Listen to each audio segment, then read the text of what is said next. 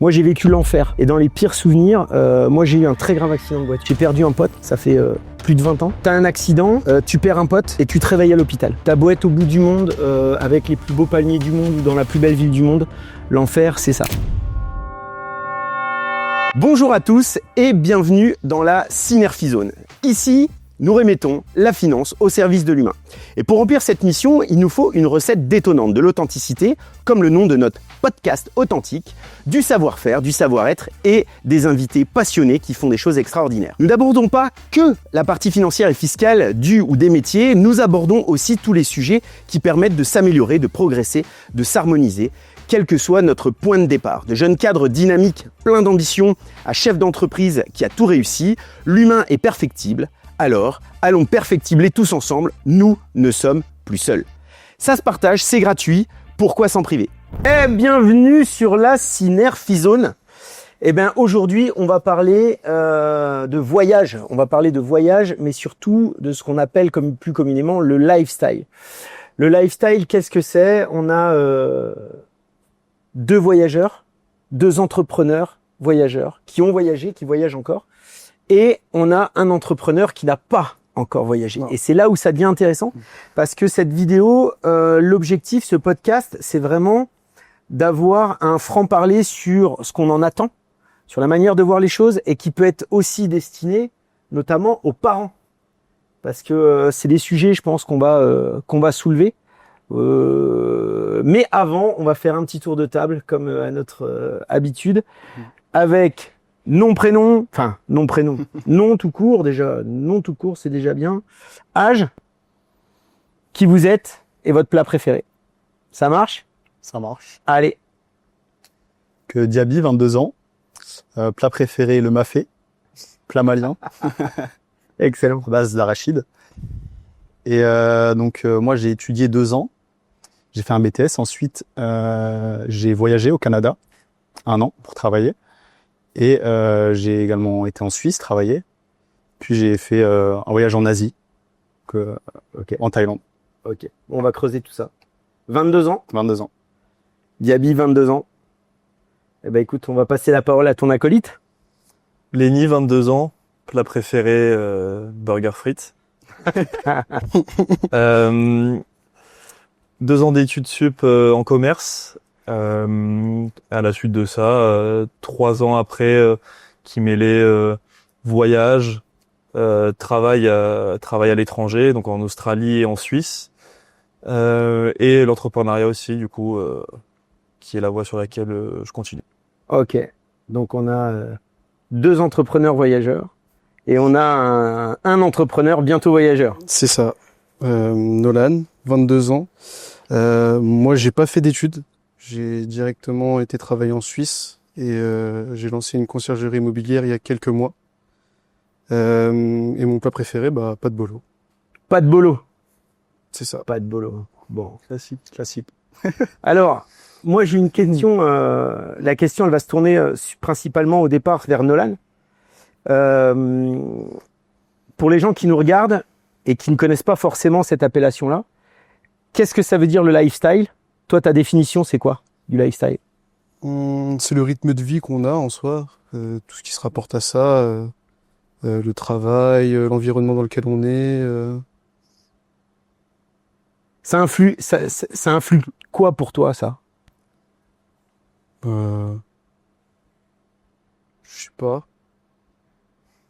Forcément, ça réveille quelque chose. Si tu tends vers le voyage, si tu tends vers le lifestyle, c'est que ça influe quelque chose. C'est la curiosité, découvrir plein de choses, plein de nouvelles cultures, d'autres rythmes de vie que celui qu'on a actuellement en France. Puis je suis entrepreneur, donc j'ai lancé une conciergerie, donc forcément, j'ai pas forcément le même train de vie que ma mère à mon âge. Donc forcément ça diffère. Donc t'aspires à quelque chose de plus grand, ouais. De plus grand, de plus libre, peut-être Ouais, plus question de rythme. Plus de liberté, qu'elle soit géographique et financière. Ouais. Ah, géographique et financière, la combinaison des deux. Ok. Merci Nolan. Bon moi je suis Morgan Zapula. J'ai 46 ans et moi, j'ai voyagé pour la première fois à l'âge de 22 ans. Et je suis parti à l'étranger pour travailler. Donc, moi, au départ, je suis resté en Europe. Et après, je me suis dirigé vers les États-Unis. Donc, je suis parti jusqu'à Los Angeles. J'avais 22 ans. Je vous parle de ça, c'était en 2001. Donc, c'était à une autre époque. Vous êtes de quelle année, vous, de naissance? 2003. 2003 aussi. 2003. 2005. Et 2005. Donc c'est génial parce que l'objectif, c'est justement qu'on échange sur cette notion du lifestyle. Moi, je savais pas que ça avait un nom.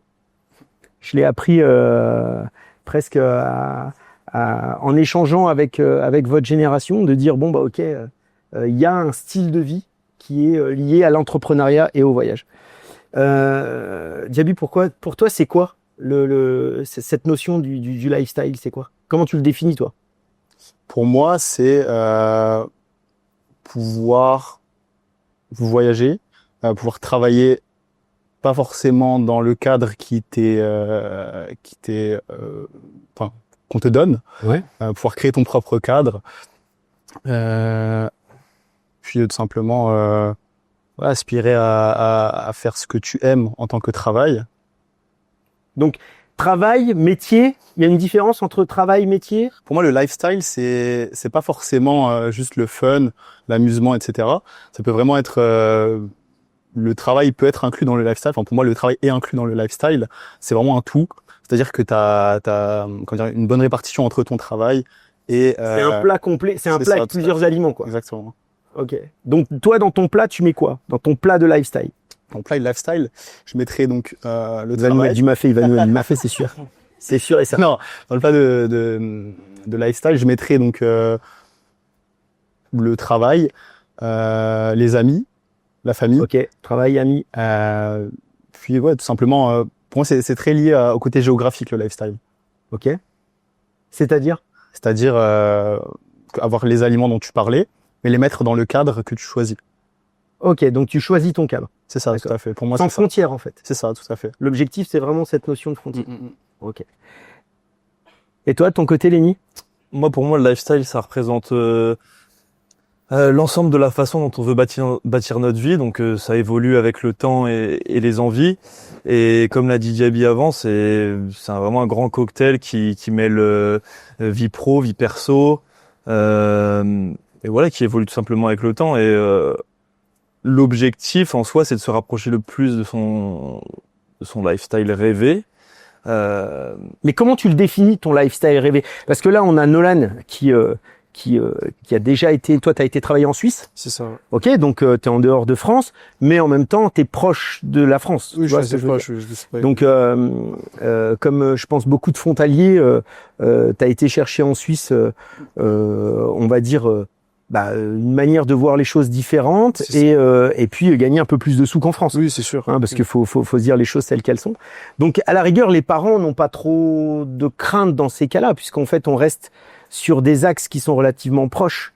Mais toi, dans ton lifestyle, tu l'imagines comment, toi? Moi, Déjà, tu voudrais aller où? Dans quel pays? moi, ce serait la Thaïlande, je pense. Ouais, Pays Thaïlande. asiatique, ouais. Pays asiatique, là où il fait chaud, il fait beau. Pour moi, l'environnement, c'est très important pour vraiment être productif et pouvoir juste être épanoui, en fait, que ce soit tout. Et t'as pas peur que ça s'inverse? C'est-à-dire, tu vas dans un endroit où il fait beau, il fait chaud, et puis qu'à un moment donné, en fait, t'as pas envie de travailler? Ça, j'ai pas vraiment la réponse parce que j'ai jamais réellement voyagé encore. Ouais, alors c'est pour ça qu'on va poser la question Voilà. aux deux travelers. Pour moi, c'est vraiment, effectivement, ça peut faire l'effet inverse. Mais c'est vraiment, imaginons que j'ai mon cadre de travail ici et que j'ai la curiosité de savoir comment est-ce que ça se passerait, comment est-ce que je serais dans des conditions de travail à l'étranger. Et donc, c'est vraiment d'assouvir ce souhait d'essayer à l'étranger. Et après, quitte à me rendre compte que ça me convient plus d'être proche de ma famille, de travailler donc en France, un cadre que je connais plus. Et c'est vraiment de tester différentes choses et pour après pouvoir choisir où est-ce que je veux réellement vivre, travailler. Ok, donc toi, t'es dans le test C'est ça. vers Moi, je vois vraiment ça l'étranger. comme ça. Toi, t'es vraiment dans le test à l'étranger. Et à un moment donné, tu vas tirer tes propres C'est ça, conclusions tout à en fait. fonction de l'expérience que Tout à tu fait. vas avoir. Ok, alors moi, j'ai une question toute simple. Comment ça démarre, cette histoire? Lénine, comment ça démarre? Toi, t'as quel âge? T'as 15 ans quand tu veux commencer à voyager? T'as 12 ans? Ça t'est venu comme ça à l'âge de 18 ans? Qu'est-ce qui s'est passé En fait, concrètement? on suit le parcours classique. Moi, j'ai vu beaucoup autour de moi dans les études que je faisais. Bon, j'ai fait un DUT, donc que ce soit dans ma filière ou d'autres, on voit des gens qui sont là, mais un peu par hasard, ils savent pas vraiment ce qu'ils veulent faire, ils se posent des questions. Du coup, chacun cherche un peu sa voie. Il y en a qui ont plus l'air de subir que d'autres, c'est-à-dire qu'ils se laissent guider, mais ils savent pas vraiment où ils vont. Et du coup, toutes ces questions, ça amène à vouloir essayer d'autres choses. Et puis voilà, moi, ça a surtout été dû à l'essor des réseaux sociaux et se dire que l'herbe est peut-être plus verte ailleurs. Et si on a un moment pour l'essayer, c'est maintenant, quoi. C'est-à-dire, avant les diplômes? Parce que là, on a deux cas de figure. Moi, j'ai un bac plus 2. Ok. T'as un bac plus 2, donc du coup... Même chose. bac Considère plus pas 2. que ce soit des... Et toi, Léni, t'as quitté l'école, Moi, le bac. moi, J'ai quitté le de la- lycée, je suis directement parti. Toi, t'as quitté. J'ai tenté 6 mois quand même en école de psychologie à Nancy. Ouais. Et ça m'a pas plu, j'ai arrêté. Après, j'ai hésité à me reconvertir dans le commerce. Mais grâce à Florian, qui m'a beaucoup poussé pour venir en Suisse. Donc Florian, qui est ton Mon cousin, cousin, ouais. qu'on revoit sur d'autres C'est ça. castes. J'ai décidé de prendre le risque. J'ai juste pas réfléchi, j'y suis allé. Ok. Alors, je reviens sur le concrètement. Toi, tu te rends compte, t'as un déclic à un moment donné? Le déclic, il est au bahut, il est Non, je pense que lycée ou études sup? j'ai jamais vraiment aimé le parcours classique comme beaucoup et au bout d'un moment je me suis dit que voilà il fallait essayer quelque chose de différent et bon ça a commencé avec l'entrepreneuriat même un peu plus tôt et voilà dans la même démarche les voyages simplement en voyant des gens extérieurs quoi qui donnaient envie. Toi, est-ce que tu pourrais donner un conseil aux parents qui voient cette vidéo, qui écoutent ce Ouais, podcast? bien sûr. Moi, j'ai une mère très anxieuse, donc je sais un peu de quoi on parle et ça fait un peu peur de laisser son fils ou sa fille partir très tôt et très jeune. Mais en soi, si on prend du recul, le risque est minime et de deux, le profit à en tirer est immense. Moi, je pense pas qu'il y ait quelque chose qui me fait plus grandir sur tous les plans, qui me fait plus grandir que les voyages. Le voyage, notamment le voyage en Australie où c'est T'es parti combien de temps? travailler. Au total, 6 mois. Donc ça inclut du travail et aussi purement du voyage pour découvrir et se faire plaisir. Et ouais, Vous étiez ensemble? Non. Non. Et vous avez fait Australie aussi? T'as fait Australie? Non, on a toi fait la Suisse ensemble et la Thaïlande. Ah, vous on avez a fait fait. la Suisse par la En fait, suite. notre première grosse expérience, donc moi c'était le Canada, 1 an, Lénis c'était plusieurs mois l'Australie. C'était vraiment notre plus grosse expérience à l'étranger. Canada. On l'a fait séparément, pardon. Quel côté Canada? Ontario, Toronto, côté Toronto. anglais, Côté anglais. Ouais. Un coucou à nos amis canadiens, québécois. québécois. Ouais. Et donc tu disais toi grosse expérience. C'est vraiment ce voyage-là qui t'a formé entre guillemets ou qui t'a apporté le plus de choses? Ouais, carrément. En fait, je suis parti donc après le lycée à 18 ans et là-bas j'ai rencontré beaucoup de gens de mon âge. Je pensais pas qu'il allait avoir autant de Français jeunes. Et on s'est un peu tous retrouvés en groupe. Donc c'était un peu des gens qui faisaient des choses de leur côté, par exemple, qui étaient un peu qui s'essayaient au montage, d'autres. En fait, c'est beaucoup d'idées qui se chamboulaient. Donc c'est des personnes avec qui j'ai encore de très bons contacts et avec qui j'échange beaucoup. Donc là, c'était un peu un regroupement de personnes qui voulaient sortir de leur zone de confort, de leur ville de province ou de leur plus petite ville en France et qui justement se sont retrouvés là-bas. Après moi, c'était plus cadré dans le sens où c'était une grande ville donc canadienne avec un peu des repères. Je veux dire, par exemple, pour faire le parallèle avec Léni, qui lui est parti plus. C'est quelque chose qui était nouveau. Ça a été travaillé dans les mines. C'est quelque chose qui était plus nouveau. Il y avait moins d'antécédents par rapport à ça. Donc sa mère, elle avait anxieuse par exemple, elle avait moins de choses auxquelles se raccrocher. Parce qu'il y avait moins d'exemples. Alors que moi, des étudiants qui avaient été en échange aux États-Unis, au Canada, il y en avait beaucoup plus. Donc même si c'était loin, il y avait quand même plus de repères pour elle. Ouais. Et du coup, donc quel conseil tu donnes aux parents dont leurs enfants disent j'ai envie de voyager. Qu'est-ce qui se passe? Quel conseil tu donnes aux parents? Tu leur dis quoi? Tu leur dis laissez-les partir sans réfléchir? Tu leur dis quoi? Tu leur dis faites-leur confiance? Tu leur dis renseignez-vous sur tel ou tel sujet? Qu'est-ce que vous leur donnez? Quel conseil vous donnez je dirais aux parents de Nolan quelque part qui lui va partir bientôt? Moi, c'est vraiment l'échange. J'échange avec d'autres parents qui ont eu des enfants dans cette situation, qui souhaitaient pareil sortir de leur zone de confort, aller à l'étranger. Donc parler avec d'autres parents, avoir des retours d'expérience, des choses parce qu'il y a des choses sur lesquelles il faut être vigilant. Par exemple, moi, je suis parti. Quelque chose qui a beaucoup rassuré ma mère, c'est que je suis parti donc dans une famille et donc j'avais différents et je suis parti dans une famille d'accueil. Et je voulais tout de suite ne pas avoir de couvre-feu. Enfin, j'ai un peu mal pris quand ma mère voulait instaurer un couvre-feu. Alors qu'en fait, je me rends compte qu'à cet âge-là, c'était totalement normal. Donc en fait, c'est possible d'avoir... T'avais quel âge là à ce moment-là? 18 ans. 18 ans. C'est possible d'avoir un certain cadre, même si c'est à l'étranger, qui rassure les parents. Enfin, c'est pas lâcher les oui, enfants. c'est pas lâcher les enfants comme ça. Il y a beaucoup d'alternatives et beaucoup de manières différentes de le faire. Ouais. Cadrer.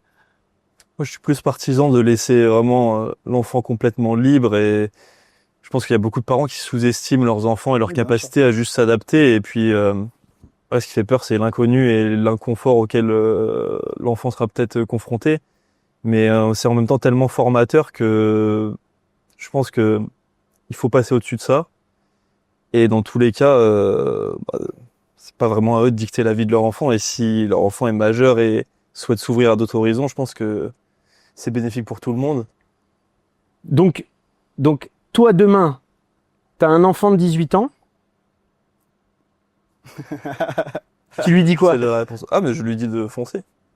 Ok. Aussi inquiet que je sois. Tu lui donnes des tips. Qu'est-ce que tu fais? Tu vas t'intéresser ça dépend ce qu'il veut. Tu vas forcément t'intéresser à ce qu'il va faire et là où il va aller, puisque tu seras passé par là. Bien sûr. Petite pause dans cet épisode pour vous rappeler que vous êtes de plus en plus nombreux à rejoindre la Synerphie Zone et on vous remercie pour ça.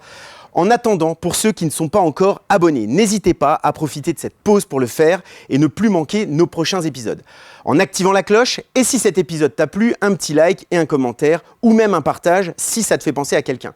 Encore une fois, merci à vous. On y retourne, on met le facteur sur le vélo et c'est reparti. Non, mais s'il a besoin d'un appui ou d'aide ou de soutien, c'est totalement compréhensible. Nous, quand on était en voyage, on a vu beaucoup de gens qui avaient plus besoin de ce rapport à la famille, qui certains soirs étaient mal, mais l'expérience globale, peu importe les gens à qui j'ai rencontré, c'est que ça a été une ou l'expérience la plus bénéfique de leur vie pour tous. Mais certains ont plus ou moins d'attachement forcément à la famille, au lieu d'origine. Donc c'est plus ou moins facile pour certains, pour les parents d'autant plus parce que c'est parfois le premier envol de leur enfant qu'ils ont tenu pendant 18 ans ou plus même. Mais je pense qu'à partir de cet âge-là, ils sont libres de vouloir faire ce qu'ils veulent et puis on a les réseaux, on a tout ce qu'il faut, donc c'est pas ça qui manque pour rester en contact. Alors vous avez les réseaux et c'est vrai que tu soulèves un truc important parce que moi quand je suis parti en 2001, Facebook n'existait pas. Déjà Facebook pour votre génération c'est déjà un truc d'ancien. Vous êtes plus génération Instagram, hein. D'ailleurs, on peut facilement nous retrouver sur Insta. On peut vous retrouver sur Insta assez facilement. La question qu'il faut se poser, c'est effectivement de se dire qu'est-ce qu'on va donner comme point rassurant aux parents. Nolan, toi, tu vas partir bientôt. Qu'est-ce que tu penses donner à tes parents au moment où tu vas partir? Un point GPS, un partage, je sais pas. Ma localisation, je pense. Ta localisation? Localisation, je pense. Puis c'est plus facile maintenant de communiquer avec ses parents. Il y a des visios, il y a beaucoup d'applications qui permettent ça, de faire des visios maintenant. Donc oui, je pense que la communication, ce sera pas un problème. Donc pour toi, ça te paraît simple en fait. Il y a pas de barrière, il y a pas de frein. Ouais, pour moi, ça me paraît simple. Ouais. Okay. Par exemple, pour rebondir sur toi, ton expérience, je pense que tes parents à l'époque n'avaient même pas de gens autour d'eux qui avaient un fils qui a fait une expérience similaire. Et ils avaient aucun cas similaire sur lequel s'appuyer. Nous, on voit par exemple sur Facebook, tu parles, mais les groupes de voyage que nous, on a beaucoup rejoints pour avoir des tips et autres, Il y a beaucoup de parents dessus qui s'informent, qui parlent avec d'autres parents et qui se rassurent. Et le fait que maintenant on puisse communiquer avec n'importe qui a pu avoir une expérience similaire ou autre, ça facilite grandement la chose. Et je pense que ce serait un peu égoïste pour les parents d'avoir autant d'outils pour simplement garder contact avec son enfant et se rassurer et savoir qu'il y a que du bénéfice à en tirer. Ce serait un peu égoïste de leur part de pas les laisser faire ce qu'ils veulent si c'est vraiment ce qu'ils veulent faire. Après, pour moi, ça dépend beaucoup de à quel point l'enfant va rassurer ses parents aussi. Parce que par exemple, un enfant qui est vraiment là à dire je gère, laisse-moi tranquille, c'est pas forcément rassurant pour un parent. Par contre, un enfant qui va être là à vraiment vouloir donner des nouvelles, être dans le bon sens aussi, pour rassurer ses parents et ne pas juste être égoïste. Moi, je veux partir, je veux pas qu'on m'embête pendant mon voyage. Ça va vraiment rassurer les parents. Donc vraiment être dans l'échange, C'est ça. dans le partage d'expérience C'est ça. presque. C'est ça. C'est-à-dire, ok, vous allez m'aider, vous allez m'accompagner. Ouais, carrément à accompagner. les emmener un peu dans le projet, quoi. Ok. Quitte à leur dire à un moment donné, vous me rejoignez ou Si c'est possible, c'est ou ce genre de choses. Effectivement, moi, tu soulèves un point important. Je sais pas, vos parents parlent anglais? Pas du tout. Ouais. Toi, ils parlent anglais? Toi, ils parlent pas du tout? Non, pas du tout. Toi non plus? Moi, les miens parlaient pas anglais non plus et on n'avait pas donc le système de communication qu'on a aujourd'hui. C'est-à-dire que Visio, moi à l'époque, on oubliait. Moi, je suis parti avec une adresse sur un bout de papier. Ok. Avec un copain qui m'a dit, tu viens quand tu veux. C'est déjà pas la même démarche. Et financièrement, comme j'ai fait des études par alternance, je suis parti avec très très peu d'argent de côté et mon chômage qui tombait. Ok. Donc, ça nécessite effectivement une organisation un peu particulière puisque quand on part comme ça, c'est pas si simple. Financièrement, comment vous avez fait? C'est les parents qui vous ont sponsorisé? C'est vous qui vous êtes débrouillé? Je vois Nolan qui rigole. Moi, personnellement, Tu sais, il en a chaud d'un seul coup, je dis, oh putain. du coup, vu que nous, on est partis tous les deux en fin d'études, j'avais déjà un peu d'argent de côté puisque je travaillais à droite à gauche, même à côté des études. Pardon, je te coupe. Ça, c'est un point important. Tu travaillais déjà en parallèle de tes études? Ouais. Ok. Et donc voilà, j'avais déjà un petit capital, mais je suis parti avec un ami, du coup Florian, qui est passé déjà sur un des podcasts, qui sortait vraiment d'études, tout fraîchement d'études, alors que moi j'avais eu un peu plus de temps. Et donc dans tous les cas, on est parti dans une démarche de travailler, puisque on a l'avantage d'avoir un visa ouvert à beaucoup de pays qui rémunèrent très bien. L'Australie en faisait partie. Et donc voilà, là-bas en travaillant une période assez courte, on a pu énormément profiter par la suite.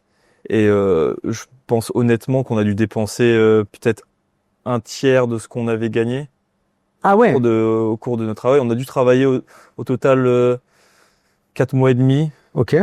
pour peut-être 1 mois et demi de voyage. Si je dis pas de bêtises, ça doit jouer dans ces proportions-là. Ok. Et malgré beaucoup de vols pris, etc., on a pu s'en sortir très facilement et ramener de l'argent en France sans aucun souci, quoi. Donc il y a l'avantage aussi dans ces pays, le côté financier, c'est-à-dire qu'en Australie, le coût de la vie est similaire à celui en France et on peut avoir des salaires 2 à 3 fois plus élevés sans aucun souci. Ok. Et donc pour les visas, pour les autorisations, ça s'est passé facilement? Comment ça s'est passé? Canada, c'était très rapide. Je sais qu'ils ont changé de politique récemment par rapport à ça. Ouais. Mais il y a du coup 3 ans, ils acceptaient facilement les visas de travail. Ok. Ouais, ça a changé depuis. Cool. Je crois qu'on est parti sur le même visa, qui est un Working Holiday Visa, c'est-à-dire que travail-vacances. Ouais. Et ça permet, à partir du moment où on est accepté dans ce pays avec ce visa, donc il y a différents pays qui ont un accord. Le Canada et l'Australie en font partie avec la France. Une fois qu'on a cet accord, en Australie, je sais pas si c'est la même chose au Canada, on a 365 jours à partir du moment où on met les pieds en Australie pour faire un peu ce qu'on veut. C'est-à-dire que nous, on a pu ouvrir un compte en banque. T'es limité à 365 jours C'est en vie australienne, quoi. Mais c'est renouvelable. Il y a des conditions en fonction des pays. Par exemple, Ok. en Australie, ils cherchent un certain travail particulier et ça permet de D'accord. renouveler après Ok. par la suite. Ok. Qu'est-ce que vous donnez comme conseil à Nolan pour partir? Est-ce qu'il faut un peu d'argent de côté aujourd'hui, parce qu'aujourd'hui vous faites partie de ceux qui ont l'expérience. Et regarde, il te regarde avec interrogation. Ça dépend. Franchement, il y a des gens qui partent avec beaucoup d'inquiétude et préfèrent avoir des fonds de sécurité. Combien? Alors donne des chiffres. En Australie, il y a de toute façon, ils vous donnent le visa que si vous pouvez leur envoyer une preuve que vous avez 5 000 $ sur votre compte, donc l'équivalent de 5 000 $ australiens qui fait à peu près 3 500 €, Ok. pour que vous puissiez vous en sortir. Après, en Australie, dans certaines grandes villes, ça peut coûter assez cher. Mais si vous êtes débrouillard et que vous êtes là pour travailler, c'est un pays comme beaucoup d'autres qui sont ouverts à ces genres de visas, qui ont l'habitude des étrangers, qui les font travailler. Et si vous êtes motivé, vous trouverez vite. Après, si vous êtes quelqu'un de plus anxieux, prévoyez plus d'argent, mettez plus de côté.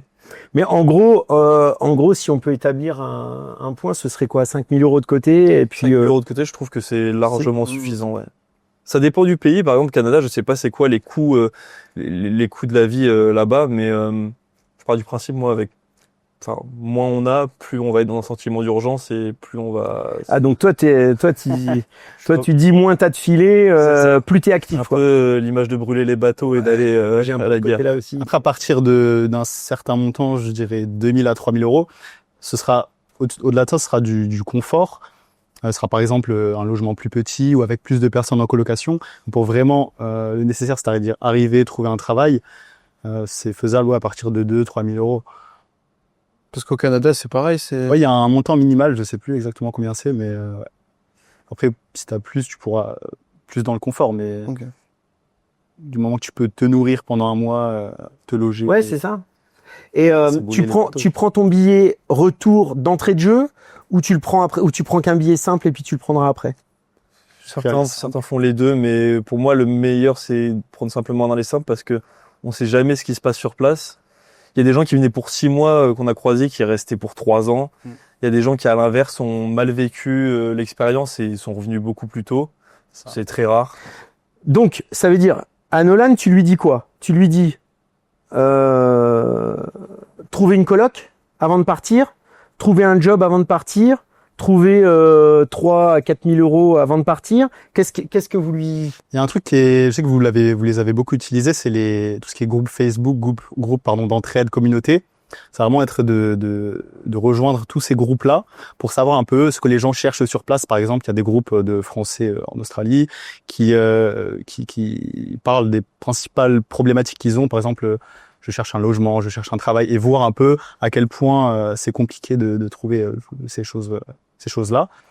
Et ouais, le fait de voir les gens se renseigner sur les choses que du coup Nolan va devoir affronter lui-même dans quelques mois, ça peut aider à s'y mettre en avance. En Australie, il y a un schéma très classique qui consiste simplement à booker 2 à 3 semaines, ça dépend des personnes, d'auberge de jeunesse. Et c'est tellement rempli que de gens qui sont en working holiday visa, qui sont dans ce cadre-là, qui veulent soit travailler, soit en permanence voyager, que ces 2 ou 3 semaines, ça vous ouvre déjà tout ce que vous allez faire dans le futur et vos idées, si vous allez travailler, si vous voulez voyager. Vous allez rencontrer tellement de... Tu vas faire un Facebook local, l'auberge de colocation avec qui tu peux travailler. T'as déjà ça, toi? T'es déjà en train de regarder ces aspects-là? Quelques groupes d'entraide, quelques groupes, beaucoup de groupes australiens. Il y a beaucoup d'annonces de colocation, de gens qui recherchent une troisième personne. Ouais, donc toi, ça y est, t'as déjà passé ces étapes de rentrer en découverte, d'échanger, voir un peu comment ça peut, évoluer, quoi. C'est ça. Mais vraiment, les groupes Facebook, c'est varié, c'est très utile. Ouais. Et on parlait du rapport aux parents qui pouvaient avoir peur, mais maintenant c'est tellement devenu aussi, il y a tellement un business autour de ça, des visas vacances-travail. Il y a des entreprises notamment qui proposent un accompagnement et dédié un peu aux parents les plus stressés. Et donc j'avais un souvenir d'un accompagnement où voilà, ils vous trouvent votre auberge, ils peuvent vous... L'entreprise qui te trouve. Ouais, bien sûr. Donc tu trouves l'entreprise avant de partir. C'est-à-dire que c'est une genre d'agence de voyage, mais pour les visas travail-vacances, et ça assure, par exemple, pour les parents les plus frileux, un départ pour l'enfant ou pour leur jeune, quoi.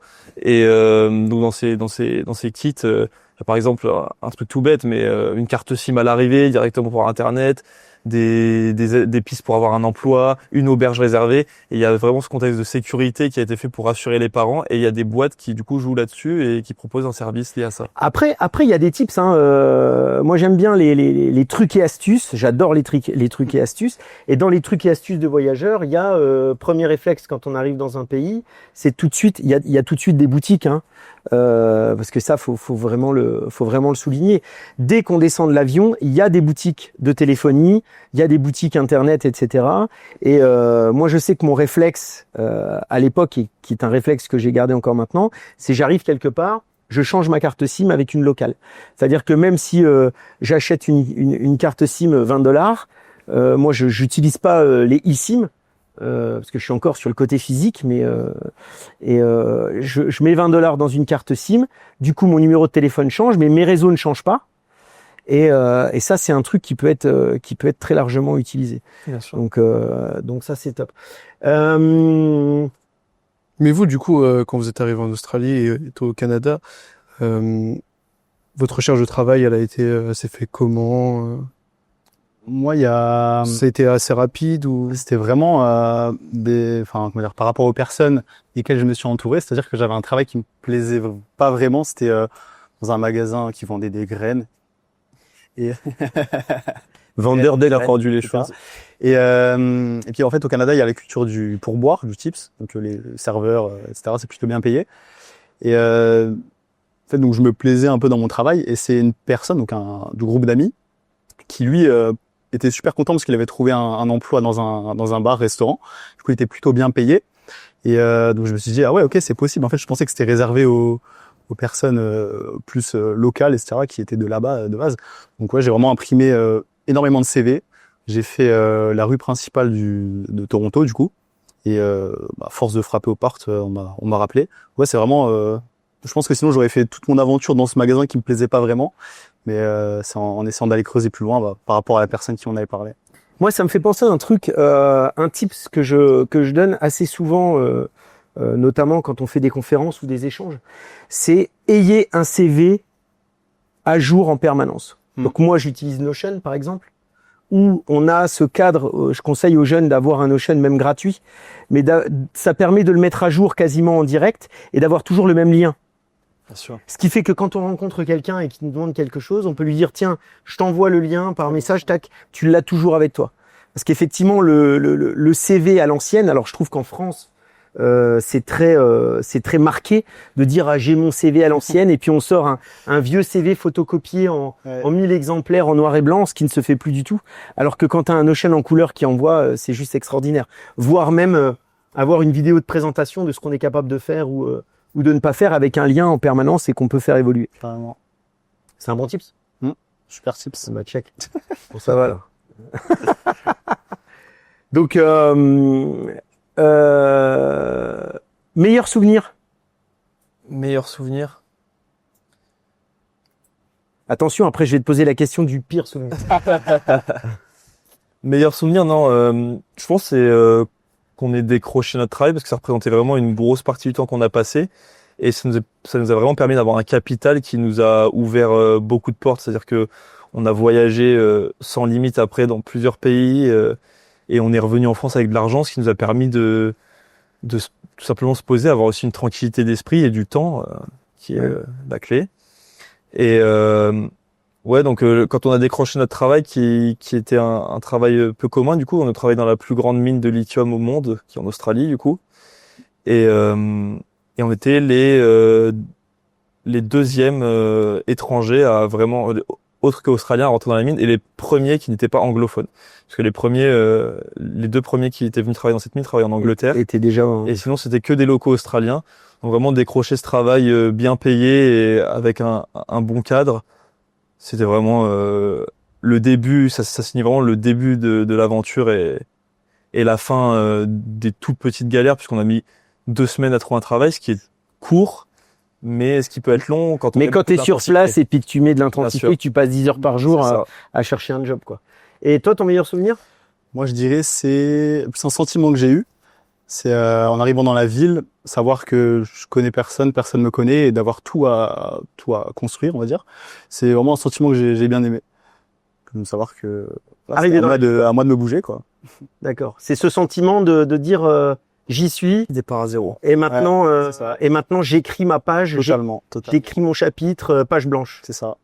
Ok. Donc chapitre qui vient se rajouter dans le programme qui s'appelle le programme Libre, qui est complètement en lien avec le mouvement FIRE, donc qui permet justement de profiter de cette notion de retraite anticipée, mais de revenus passifs, etc., qu'on a mis en place. On parle justement de ce chemin, chemin d'écrire sa propre page. Et c'est un élément qui est hyper important. Et je trouve assez génial que tu le soulignes là maintenant, parce que c'est important pour la nouvelle génération, entre guillemets, quand on arrive là, de pouvoir écrire sur une page blanche le début, ou en tout cas un des chapitres de notre propre histoire. Parce qu'on est d'accord que chacun est là pour écrire sa propre histoire, avec ses forces, ses faiblesses, ses axes d'amélioration, etc. Et il faut être conscient de ses points forts et de ses axes d'amélioration. Ça, c'est quelque chose de très important. Nolan, est-ce que tu as des questions à leur poser avant qu'on passe au pire souvenir? Parce que qui dit pire souvenir, dit chose que toi, tu pourras anticiper. Ça, c'est Et moi, je te donnerai après mon meilleur Moi, ça souvenir. n'a pas de rapport avec leurs souvenirs. C'est juste que maintenant qu'ils ont voyagé, qu'ils ont vu différents pays, différentes cultures, et qu'ils sont venus en France pour travailler, mais maintenant ils travaillent librement, sans contrainte. C'est quoi leur objectif maintenant de lifestyle en soi? Ah, c'est une excellente question, ça. La boucle est bouclée. Excellente question. Alors, c'est quoi votre objectif? Faudra revenir au pire souvenir. C'est vrai. On va pas l'oublier. Mon objectif de lifestyle, c'est en fait, ce que j'aimerais bien, c'est de pouvoir passer plusieurs mois dans des endroits que j'ai adorés. Pas seulement par rapport à la chaleur ou au cadre. Par exemple, pour revenir au Canada, c'est un pays que j'ai adoré.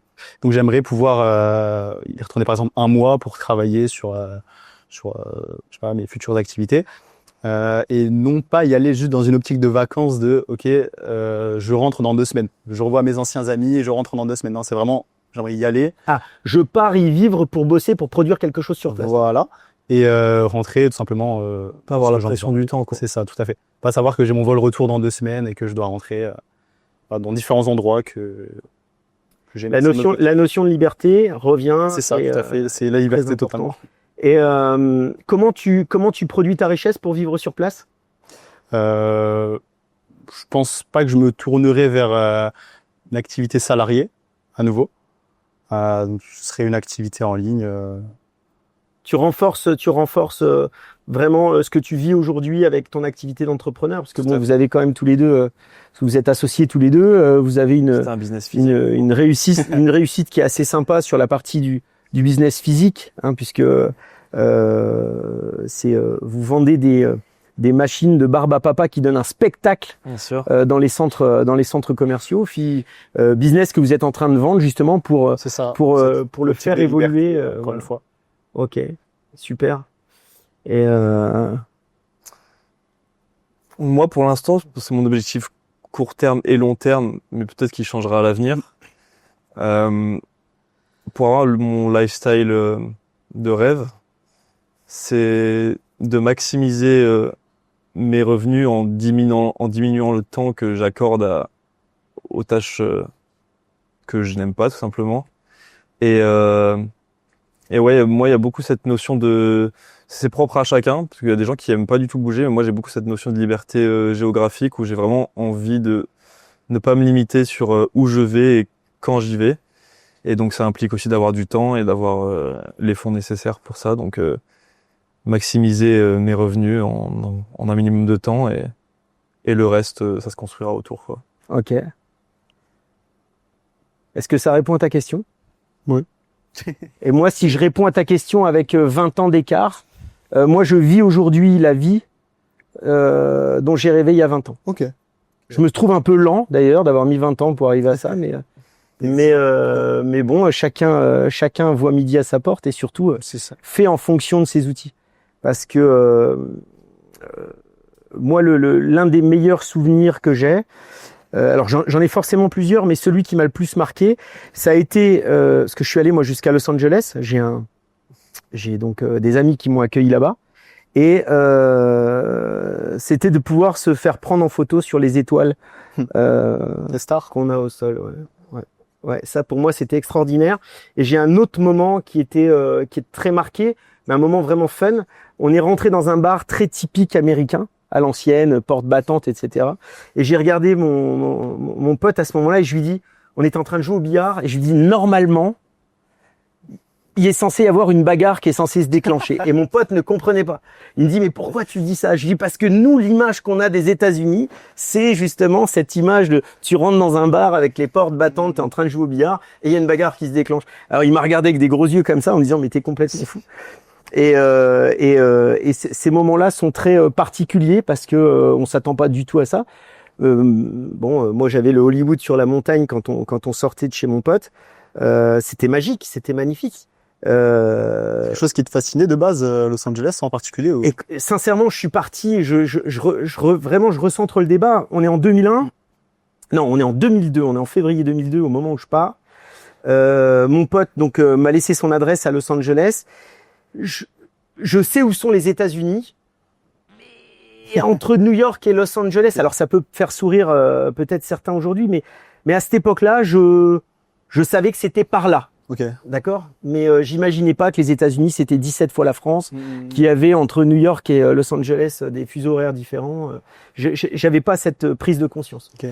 Donc moi, le meilleur souvenir, c'est vraiment ça. Donc on va passer aux questions qui vont permettre à Nolan de le mettre en sécurité. Pire souvenir? Pire souvenir, moi, il est facile. Le tout premier travail qu'on a décroché en Australie. Qui était aussi ton meilleur souvenir au final? Non, parce qu'en fait, juste avant la mine, qui incluait des tests anti-drogue, Ouais. on avait des délais de 2 semaines pour entrer dans cette mine. Ok. Et on a une proposition qu'on a acceptée pour une dizaine de jours, Ah d'accord. qui était une ferme de carottes. Et donc bah, le pire souvenir, c'est la ferme de carottes. Bugs Bunny. Ouais, non. Réveil Non. le matin dans le froid, parce qu'on est arrivé dans une période où il faisait froid en Australie. Et c'était un choix aussi pour trouver du travail plus facilement, puisque en Australie, les gens bougent avec le soleil. Donc, on arrive dans une région et dans une période froide. Donc, ouais, le matin dans le froid, cueillir des carottes pendant 4 heures accroupi. Une très mauvaise expérience. Mais en même temps, ça fait grandir et ça nous montre que tout n'est pas rose. Parce que quand on part en voyager, on s'imagine tout ce qui va être bien, tout ce qu'on va découvrir. Mais voilà, il y a aussi des choses qui remettent les idées en place et Ouais, ça a posé le décor quoi. ouais, voilà. Ok. Et après, ça nous a allégé la suite. Donc au final, Ouais, c'est Ça ça. reste T'as mangé ton pain noir avant ton pain blanc. c'est ça. Et toi, Davis? Moi, je pense au fait que j'ai perdu 1000 € à cause d'une sieste. J'ai raté mon billet retour. Mais bon, c'est pas très, c'est pas une expérience, c'est juste une inattention. Sinon, je dirais, du coup, pendant mon premier travail dans le magasin de graines, j'ai eu une petite routine qui s'est installée. Donc pendant, je dirais, un mois et demi, justement, j'avais plus, parce qu'au début, mon challenge, c'était de trouver un travail. Après, une fois que je l'avais trouvé, j'avais plus vraiment grand chose pour me challenger. Jusqu'à justement échanger avec mon ami qui m'orientait pour la suite. Donc ouais, je pense que c'est cette période dans laquelle juste j'étais content d'être dans un cadre voilà, à l'étranger, mais j'avais plus ce challenge au quotidien. C'est la routine en fait. Voilà, c'est la routine. Donc ça veut dire que même si tu bouges de pays, la routine te rattrape à un Je moment pense. donné. Et elle s'est installée au bout de combien de temps? Ça peut aller vite. Ça peut aller vite. Un mois. Toi, voilà un mois. Ouais, un mois. Un mois la routine. Ouais, je pense que c'est un mois aussi. Après, C'est pas pour vous, mais Ça dépend de moi c'était un mois. ce dont on C'était, fasse. Mais ouais, ouais. moi, ça commence à... Ouais. Un mois, j'ai l'impression d'avoir fait une boucle. Ouais. Mais là, vous avez, enfin, toi, Lenny, t'as eu que des expériences à l'étranger où t'avais une personne avec toi. Ouais. Toi, Diaby, t'as voyagé tout, seul. Là, si vous vous êtes amené à revoyager, Ouais. tu préférais voyager avec plusieurs personnes pour faire du coworking, sur tes business ou... Je pense à choisir, tu veux dire à l'époque, enfin, quand je suis parti, si j'aurais préféré partir à deux. Moi, je suis maintenant, parti seul, moi. Moi, je suis parti seul. Ok. Ouais. Et toi? Ouais, aussi. Mais Si tu venais à revoyager demain, tu préférais à plusieurs ou tout seul? Avec les mêmes objectifs plus ou moins, du moins les mêmes centres d'intérêt, quitte à après voilà faire son que chacun construise son chemin là-bas, mais ouais, à choisir partir à plusieurs. Partir à plusieurs, plus fun. Ouais. Ok. Bah écoute, moi je vais te donner un conseil, Nolan. Il vaut ce qu'il vaut parce que moi j'ai vécu l'enfer sur mon voyage. Ouais, j'ai vécu des choses extraordinaires et dans les pires souvenirs, moi j'ai eu un très grave accident de voiture. J'ai perdu un pote qui était un ami américain. Je pense à lui tous les jours.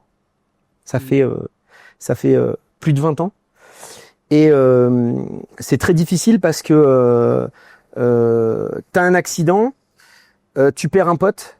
Et tu te réveilles à l'hôpital.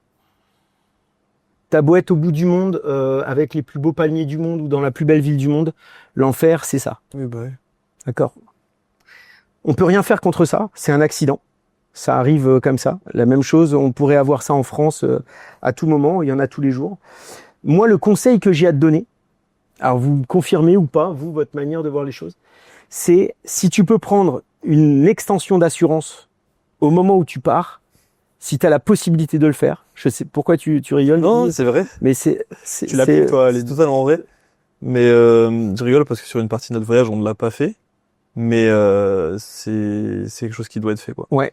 Parce qu'on nous on se base sur la France où tout est beau, tout est rose au niveau de la santé, ouais, et où tout est défrayé, mais c'est pas le cas ailleurs. Et moi, pour vous donner pour te donner, si tu veux, un échantillon de ce qui a été vécu, c'est que moi j'ai pris cette assurance, parce que moi je l'ai eu cette assurance, mais complètement par hasard. C'est-à-dire qu'à l'époque, on réservait les billets d'avion par téléphone, d'accord? Et comme j'avais pas payé mes billets d'avion bien cher, la personne au téléphone m'a dit voilà, vous n'avez pas payé cher votre billet, je vous invite à prendre une assurance pour vos bagages. Ok. Ça t'a sauvé. Mais comme j'en ai rien à secouer des bagages, t'imagines même pas.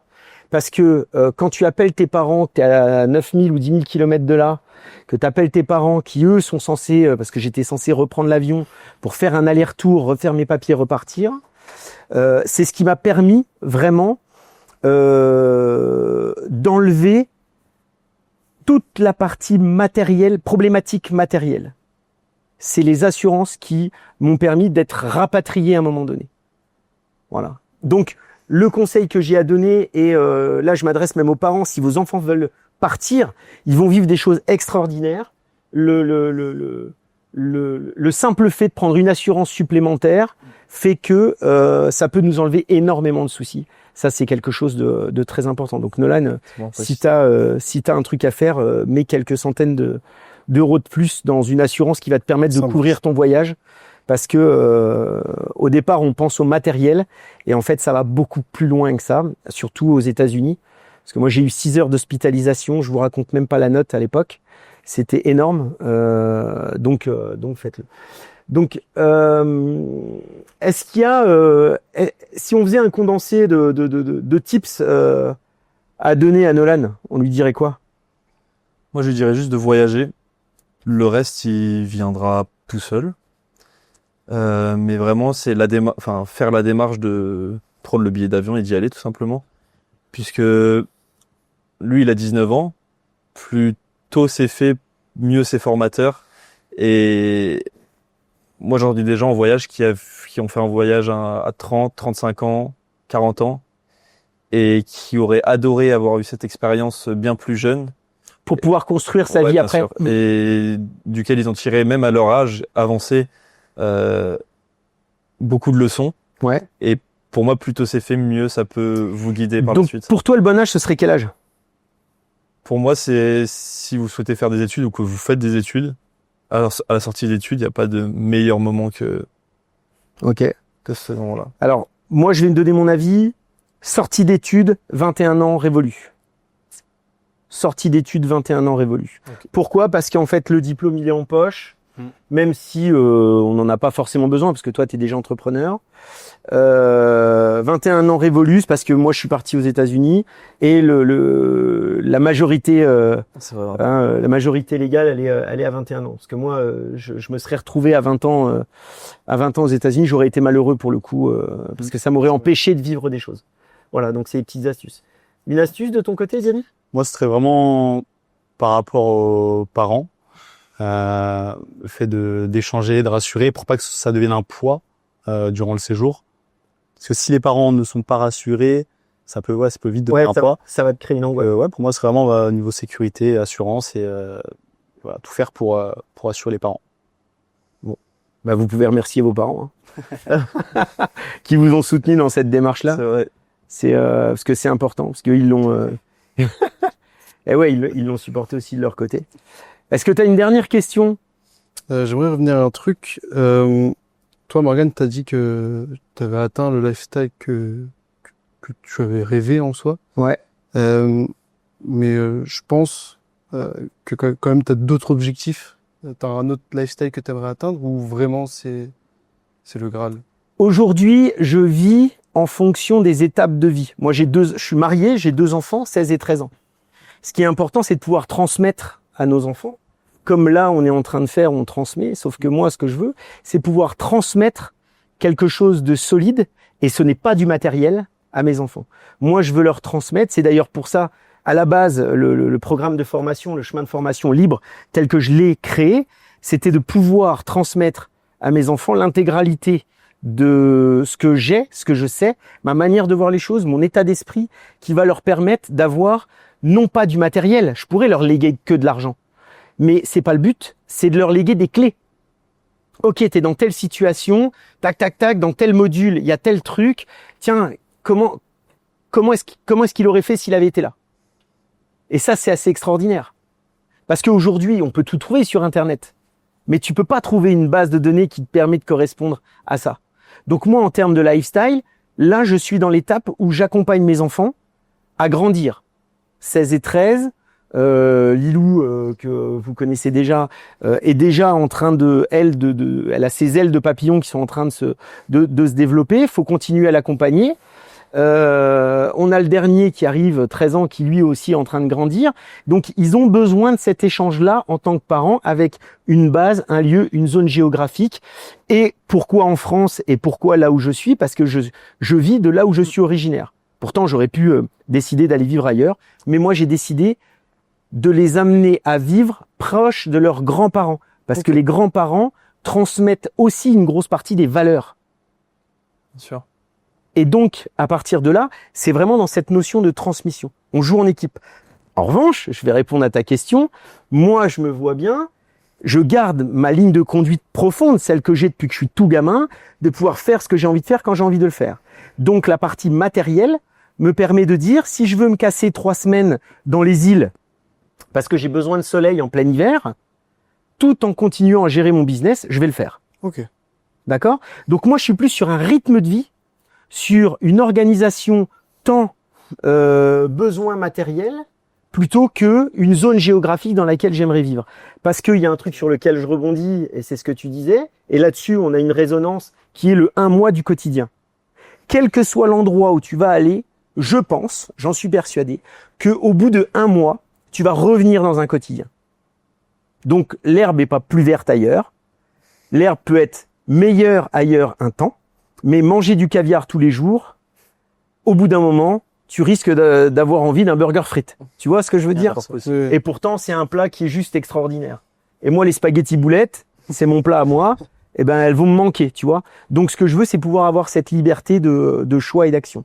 Donc, pour répondre à ta question, je vis dans un endroit, je suis bien, mais je peux décider à tout moment de partir, de bouger et de pouvoir continuer mon business et de servir mes clients. Dans un autre podcast, tu avais soulevé avec Master Key, avec la conciergerie, le service client. C'est de pouvoir apporter au service client, parce qu'on est des entrepreneurs, on est d'accord, avoir le service client. Donc, quand tu reçois un mail, quand tu as quelque chose à traiter, faut que tu puisses le traiter. Derrière, on développe des équipes avec des process qui nous permettent de vivre tout ça. D'accord. Ça répond à ta question? Oui. Nickel. Les copains, je pense qu'il est temps qu'on se quitte. Je vous remercie. Merci à toi. Merci à toi. Merci pour ce que vous faites. Merci de la manière dont vous le faites. Merci de passer le mot aux générations qui sont derrière vous. Et puis je vous dis à très vite sur un prochain podcast ou peut-être en live comme on avait décidé pendant nos réunions. Ça marche? Alors je vous dis à très bientôt les Merci, à copains, bientôt. merci.